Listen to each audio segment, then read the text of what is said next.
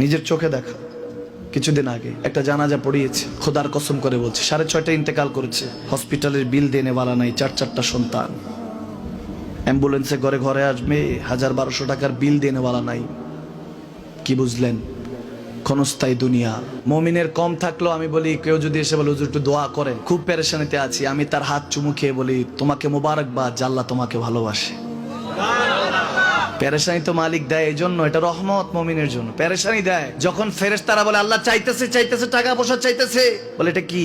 বলে ফাসেক, দে বিদায় কর, বিদায় কর। তার চাওয়া আছে, বিরক্ত লাগে, বিদায় কর, কি লাগে দে। আল্লাহ 10 কোটি দিয়েছে, 100 কোটি দিয়ে বিদায় কর। মুমিন যখন চাইতে থাকে আল্লাহ আমাকে কিছু লাগবে, যখন একটু করে চায় আমার মাটাকে সুস্থ করে দাও, বাবাটাকে আল্লাহ আমার স্ত্রীকে, আমার আমাকে একটু তৌফিক দাও, চাইতে থাকে মুমিন। আল্লাহ বলে যখন ফেরেশতারা দেখে মুমিন চাচ্ছে, দেরি করতে পারে না, তাড়াতাড়ি খাজানা নিয়ে দিতে নেবে, আল্লাহ বলে রাখোস না, এত তাড়াহুড়া কিসে? তার চাওয়ার মধ্যে তো প্রেম আছে, একটু চাইতে দেস না।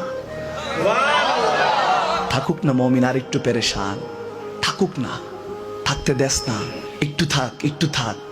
পেরেশানিতে রেখে আল্লাহ মজা নেয়, মহব্বত নেয়, মুমিনের অন্তর থেকে খুশবু নেয়। আল্লাহর বড় মায়া, মুমিন যখন চায় আল্লাহ তখন মায়ার নজর নিয়ে তাকায়, হায় হায় আমার বান্দা, সুবহানাল্লাহ।